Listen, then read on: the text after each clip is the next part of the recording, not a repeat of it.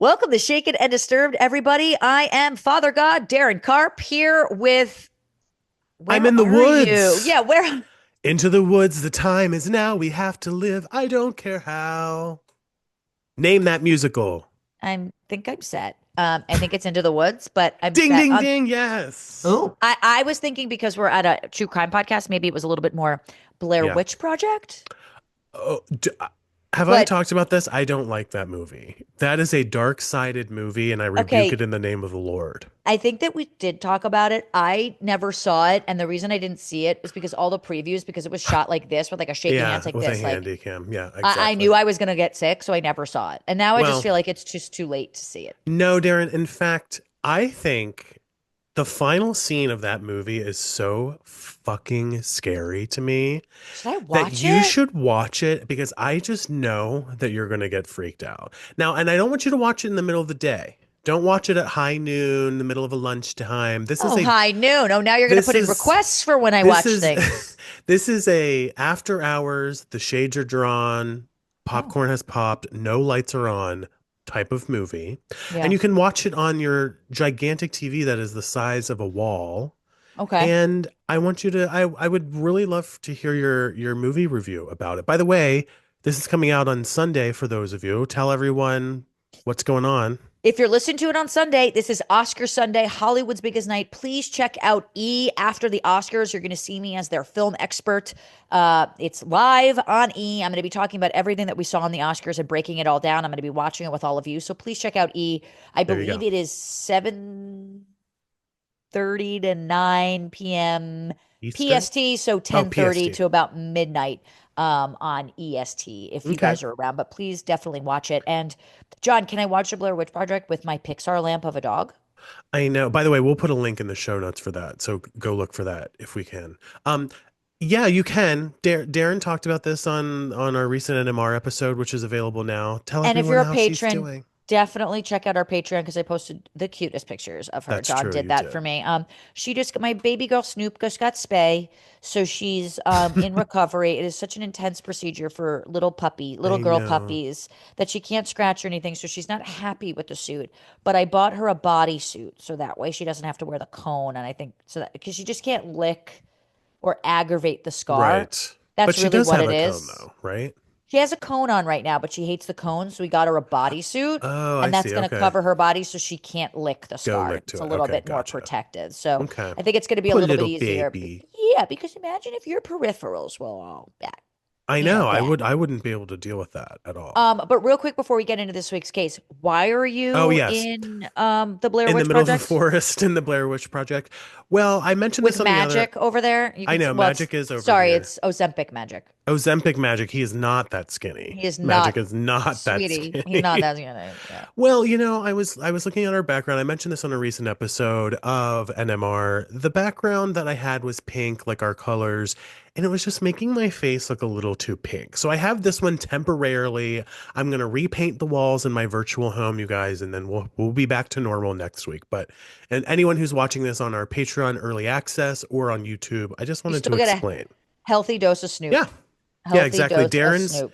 Darren's background is amazing, and of course, we are featuring our top patrons on Darren's chalkboard this week of and every week moving forward. So that's Yes, it's always actually something fun. legible this I know this episode. week you can actually read the names, so we're John fixing decided not to put it things. into wingdings format for the rest of us so we can read. You're like, can't really read this font. I'm like, is this Well, the English reason or it looked great in the image when I downloaded it, but then on Zoom it was a little pixelated. So we got it figured out though. That's all that matters. we got it all figured out? Yeah. John, shall we get into this week's case? Yes, let's get into it. I'm excited to break down another true crime case with you this week.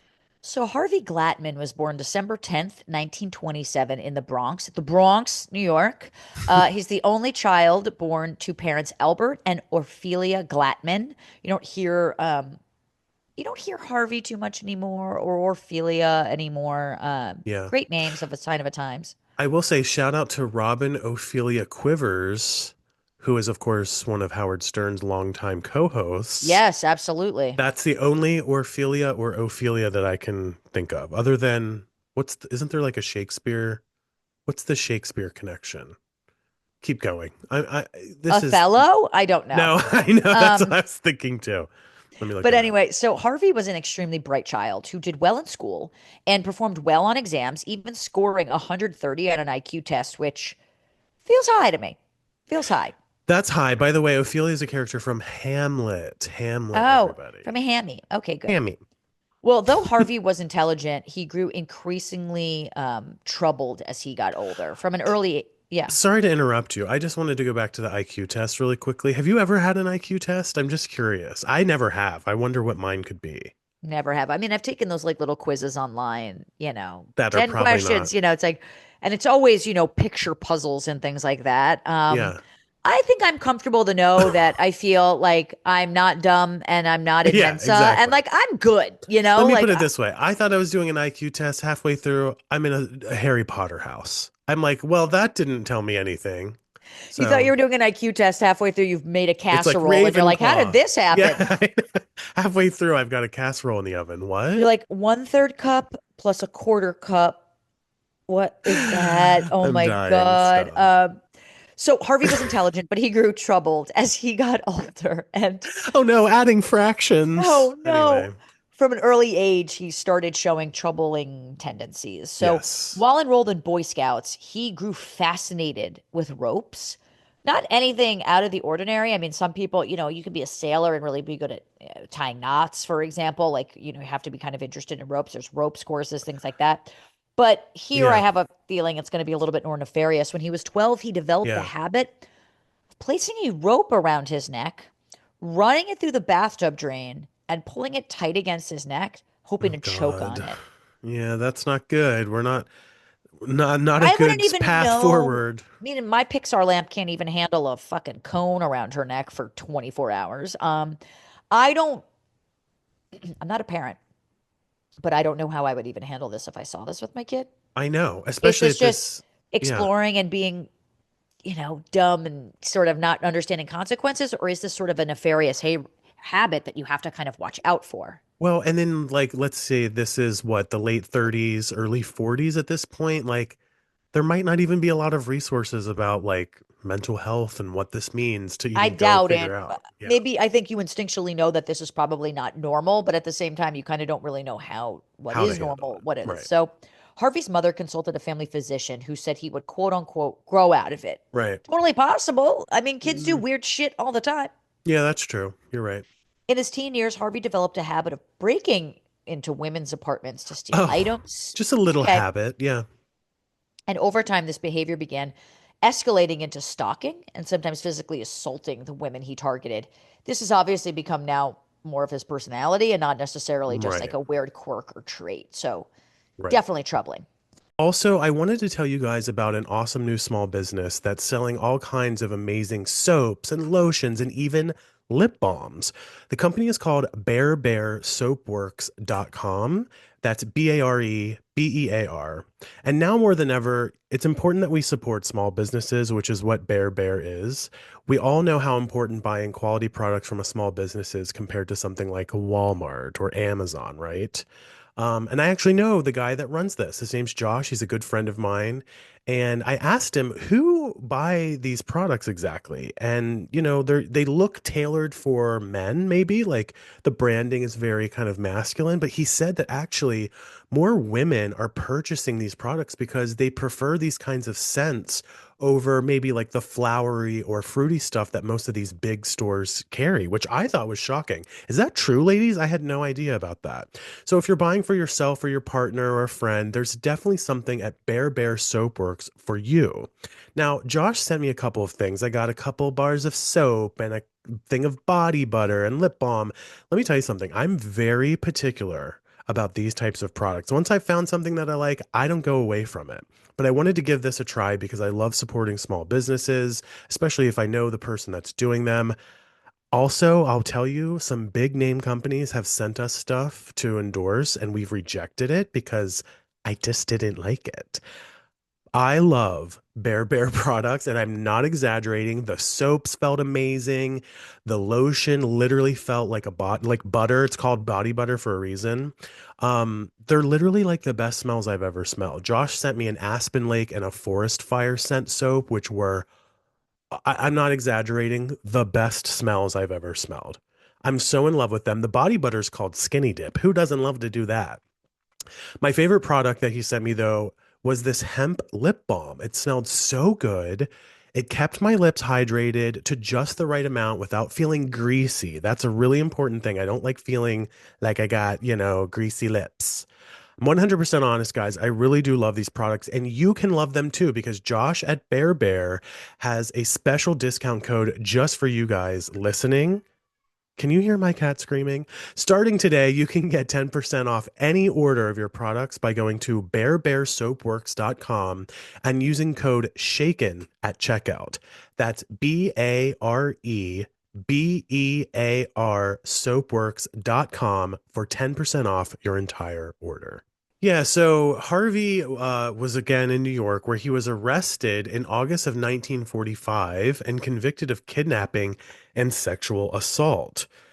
For his crimes, Harvey was sentenced to 5 to 10 years in Elmira Reformatory, Ooh. and after 2 years, he was transferred, to Sing Sing to serve out the rest of his of his sentence. Sing Sing is like one of those like areas that I've heard of through time, but I don't really know exactly like the reputation it has. But It is just one of those nonetheless, prisons that you kind of know, though. yeah, you know in Like the back of your head. Rikers. It's Yeah, just like you exactly. just know it. Yeah. Yeah. Well, during his time in prison, Harvey was diagnosed with a psychopathic personality. A lot of people say, oh, that person's a psycho, oh, my ex is a psycho. But like, a lot of people don't realize, like, that, from the movie, I think people think the word psycho and it's more used in such a way. But like, there actually is a diagnosis. Psychopathy is a real thing that Definitely. people have symptoms of this and you can diagnose it. I don't think a lot of people realize that. So, though he was paroled in 1948, this was far from the last that law enforcement would see of this man. Following his release, Harvey moved to Los Angeles and opened up a Ooh. repair shop down the street from Daryn, probably. Let's be Yeah, probably honest. in my apartment, probably. He took took up photography as a hobby, which I feel like weirdly like a lot of serial killers do. If that's even what he ends up being, we'll have to see as this episode unfolds. But on August 1st, 1957, Harvey began putting his new skill to use when he began marketing himself as a freelance photographer seeking models for smaller magazines and publications. Hmm. You can probably Okay. see where this is going. He'd take these models back to his apartment where he would then, you guessed it, tie them up, sexually assault them, and then murder them. All, by the way, while documenting the process, taking photographs. Now, yeah, go ahead. I was just gonna say, like, this is obviously sort of a common kind of actually see this in Dexter, which I know this is like a I was vigilante thinking guy, something but like that. Yeah. you see people who take these mementos, a scrunchie, a hair tie, a piece of underwear, a lock of Yeah. hair, whatever, these sort of keepsakes to kind of remind them of the kill. Right. Um, it seems a little bit nefarious to do photographs just because it seems like it's easier to get caught with that. Yeah. Well, I mean, one of the things that I've noticed over the years of doing the show is like some people don't want to be caught, but when you have like a psychological, well, I guess we can say he was diagnosed. So like a psychological illness like this, it feels like 9 times out of 10, those people are not even really trying to cover their bases. They're just not really leaving obvious evidence either. Does Right. you agree with that? I agree. I Yeah. agree. I agree. Yeah, so I agree with you. So after ending the lives of his victims, Harvey would bring their bodies out to the desert where he would leave them for dead. Mm. And one of the most famous among Harvey's victims was a model of the time named Judith Dull. Dull as in not fun. Dull, yes, Dull. correct. Now, Judith was going through a tumultuous divorce at the time of her death and was in need of money to hire an attorney to help in the custody fight for her 1-year-old child. It's Super hard. horrible. Yeah. Dole had seen an ad placed by Harvey Glatman for a modeling job, and after calling Glatman, they agreed on $20 for a photo shoot. 1957, it's a whole different time. Yeah. Do you want to convert that while I Yeah, yeah, continue? See what it is. yeah. I would put it on like maybe like 150 bucks, 200 I bucks, would go around maybe. there. Yeah, let's see. One second Let's see. while you do Well, that. Harvey asked if he could take the photos at Judith's place since the studio he used wasn't available. I wonder why that was the case. And after arriving at Judith's home, tying her up, assaulting her, and photographing her, Harvey kept the model alive for several hours, claiming they'd hung out and watched TV for a while. Just imagine that. Like, Right. I've assaulted her, tying her up, I'm terrifying her, and we're just hanging out watching TV. Like, his Yeah, concept of what's going on is kind of crazy. Did you find that conversion rate for I $20? did. What was your number? I said like 150 to 200 bucks. You're close. $226.10. Okay, So I mean so even closer, yeah. that's not a bad that's not bad. Yeah, So that's a good deal. Harvey recalled that Judith tried to argue for her life. Interesting. Wow. Promising that she wouldn't tell any friends, roommates, or the police what he had done to her. I would probably do the same thing. Yeah, honestly. However, when Harvey asked Judith to strip for him, he saw rope marks on her wrists, which apparently sealed her fate. Harvey ended her life. I wonder what that triggered in him. You know what I mean? I mean, I know he had things for rope, but like, Yeah. why? Dole's coworkers became immediately worried for Judith when she didn't show up for her next scheduled shoot with her agency. Harvey had given Judith's agent a false number, so when the agent called to check up on his client, he was left at a dead end. Oh, wow. That's crazy. Yeah, I mean, I'm really troubled by these types of cases where the victims know what's going to happen. They're trying to negotiate. I mean, to think that these are the final moments of anyone's life is just truly like horrifying. Well, by the time that Judith's body was found, there were no clues left linking the crime to Harvey, and his spree continued. This is what I was just saying. Like, I don't know that he's intentionally cleaning up his act necessarily. They're just Yeah. at this time there aren't enough ways to find evidence that can link to these killers. I mean, this is why I feel like so many of these killers had names, which we'll get to in a second as well, and they became these stories or these not legends, but the Yeah. lore about these killers would continue. When Harvey finally grew bored of hunting for models, he moved on to posting Lonely Hearts advertisements in the papers to attract victims.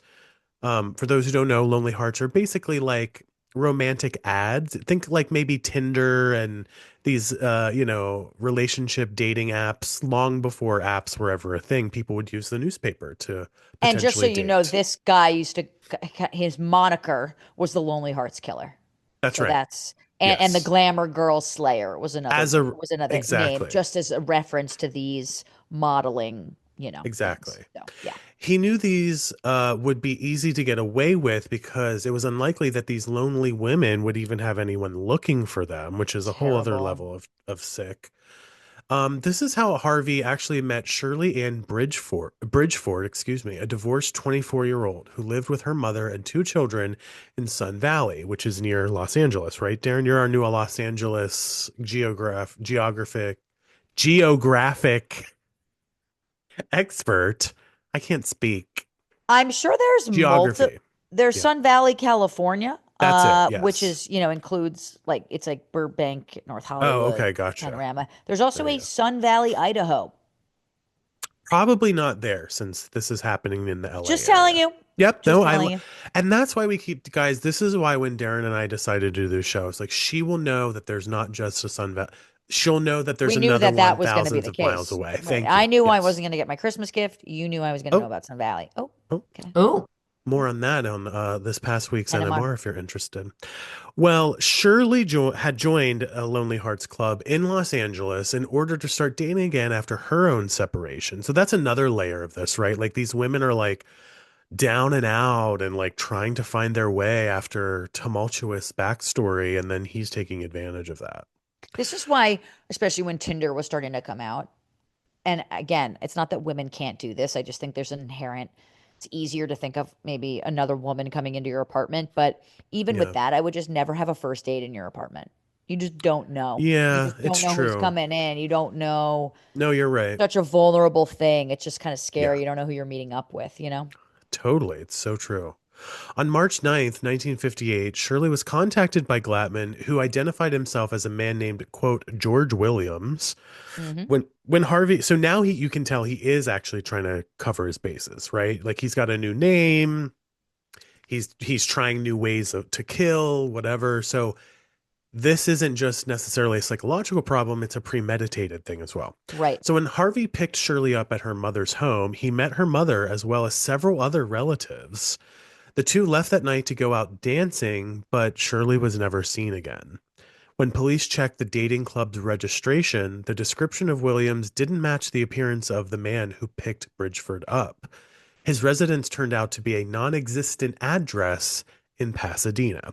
And Jesus. this is another snapshot of the times, I feel like, because imagine all the types of crimes that could happen in a Lonely Hearts Club That's newspaper what I'm saying. listings, you Like, I know? can't even imagine. Like, Yeah. even first days of Tinder. Like, Yeah, you totally. know, well, as I said, the murders caused news reporters to kind of dub him the Lonely Hearts Killer.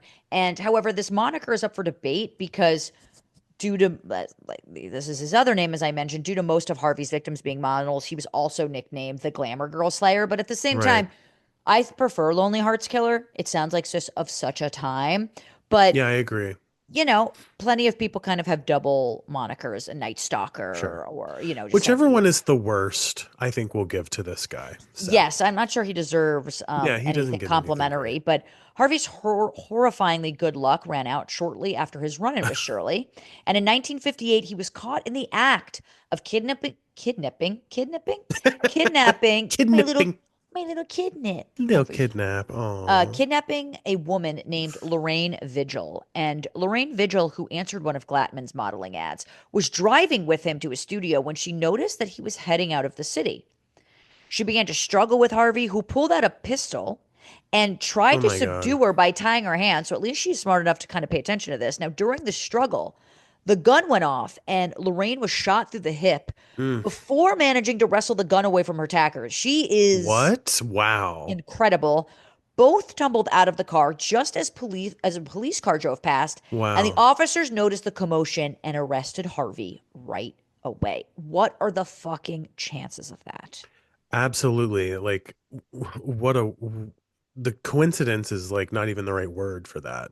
And going back to what you were saying about not having a first date at your house, also maybe don't get in a car on the first date. I don't know. I don't want to like tell people how to live, but like, I hear about this isn't exactly related, but I've heard of these stories in New York City that when Uber first started, people were having there were like all these security issues in the very beginning, and people were getting into these cars thinking they were Ubers, and then they were getting driven out of the city and like attacked.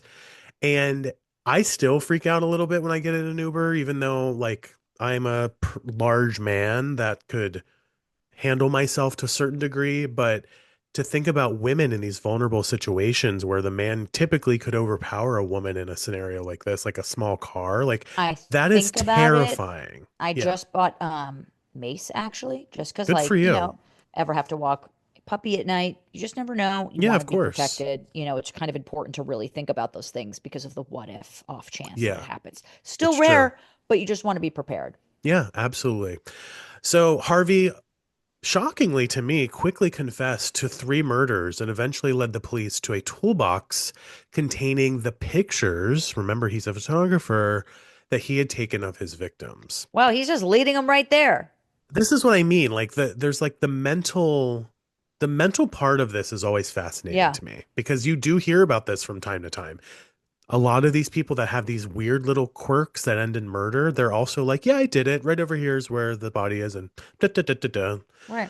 Well, Harvey Glatman never had the opportunity to take another life because after being tried and convicted, he was actually executed in the gas chamber at San Quentin on September 18th, 1959. You don't really hear about that very often, especially, of course, more recently, but even in 1959, that seems kind of late for a gas chamber. My God. There's only one additional murder that's Yeah. questionably Glatman's doing in the slaying of, quote, Boulder Jane Doe, a victim whose corpse was discovered by hikers near Boulder, Colorado in 1954. Her identity remained a mystery for 55 years, actually. But in October of 2009, Local authorities were notified by Dr. Terry Melton of mitotyping technologies in State College, Pennsylvania, which is actually where Penn State is located. And I've been there a few times in my life. That her lab had made a match between the Jane Doe's DNA profile and that of a woman who thought the unidentified murder victim might be her long lost sister. Wow. Wow. The positive identification of Boulder Jane Doe was an 18-year-old woman from Phoenix, Arizona, named Dorothy Gay Howard. She disappeared during a stint of time when Glatman was living in that area. So, although Glatman had already been executed and would not be charged for the murder, obviously, the discovery allowed closure for her family. It's got to feel good, even if you're not going to get the conviction, to at least have a reasonable assumption of what happened to her. Oh, for sure. And by the way, guys, go back and listen to Daryn's episode from last week where she interviewed some showrunners that make true crime documentaries. And, Daryn, you had a great question towards the end of that interview about like what motivates you to do this, or what do you learn, or what makes you enjoy doing this. And one of them made the great point that it does help bring closure, to like bring focus and attention Yeah. to these cases. And it sounds like even though this person could never get charged here because he was already dead, there must be an angle of like being able to just let the person truly rest in peace. You know what I mean? After the discovery. So always a good thing. Um, Always a good thing. yeah, let us know what you guys think about this week's episode. Hit us up at J Thrasher or at Carpe Daryn. Hit us up in our Facebook group. Hit us up in the YouTube comments. Hey, everybody on Hit us YouTube. up. Hit us up in the Patreon group. We're literally everywhere. We will meet you where you are. How about that? Amen. We really will. So, yes, please let us know. And also let me know what you guys think of my little Pixar lamp. Yes, please let Daryn know about that as well. Daryn, let's shift into some listener shout outs as we Sure. round out this week's episode. Aaron on Patreon commented on NMR last week complaining about doctor's offices. Thank you. Mm. The NMR that went up on our Patreon, I was complaining about trying to make appointments and just getting canceled on left and right. Aaron says, quote, "Oh my gosh, John, I moved states back in 2021 and I just found a PCP who didn't cancel on me for an appointment. I would schedule appointments and they would call and say the doctor left the practice. It was so frustrating, but once I got in, easy peasy, moving about their system. Aaron, I feel you on that. I don't know why things like that have to be so difficult, but we're making it through together, and that's what's most important." Amen. And our lovely friend Mitz, our favorite friend Mitz, also We commented love on Mitts. Patreon saying, quote, "Love the new backgrounds, mom and dad, especially the pictures and the chalkboard. You That's better right. believe it. That is a John Thrasher specialty." Except, of course, not on mine this week, but next week it'll be back.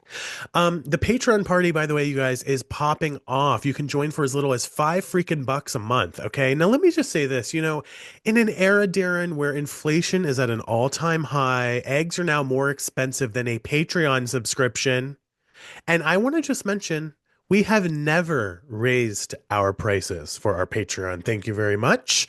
So technically, if you think about it, you are getting an even more amazing value for Patreon today than ever before. That's right. We've Wow. been around for 4 years. We just celebrated our 4-year birthday here on the show.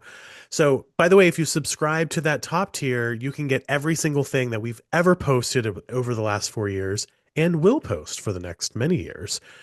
Hit us up on patreon.com/shaken and disturbed, or you can click the link in the show notes. Yes, you can. And that top tier also gets your name on our board right over here to see every single episode now. You can be shaken and disturbed famous if you want, which obviously everyone wants to do. Absolutely. Daryn, one last sign off here. I'm changing mine up just a little bit. I'm going to say take care and wash your hair. You can brush your hair all you want, but does it matter if you're not washing it? Think about that. Normally, mine is please be neat and wipe the seat. But in honor of my daughter getting spay, Yes. Yeah. I'm going to say spay and get slay, slay and get spay, or I'm going to say don't see the light, be the light, because Oh. she's a little Pixar lamp. Oh, okay. So Yeah, everything is going to go back to her, is what you're saying. everything's gonna All my right. whole life, that's my whole personality now. Sorry. Okay. Yeah. No, Okay. that's very clear. Okay. In fact, Oh, we're gonna have to change the name of the podcast. Snooping to and just pooping, snooping snooping and and pooping. Snooping and pooping. There you go. Don't We'll see me. tune in next week to another episode That's of not Snooping taken, and right? Pooping Every. No, I Thank you. can't. There's Okay. no Yeah. chance. Gotcha. Gotcha. Gotcha. Love Gotcha. you guys. Have a great rest of your Bye. week. Bye.